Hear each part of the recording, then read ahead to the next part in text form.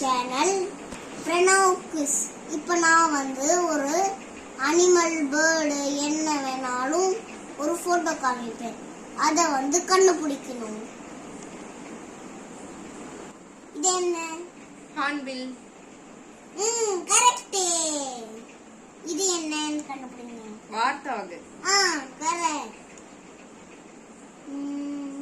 இது என்னன்னு கண்டுபிடிங்க. வல்ச்சர்.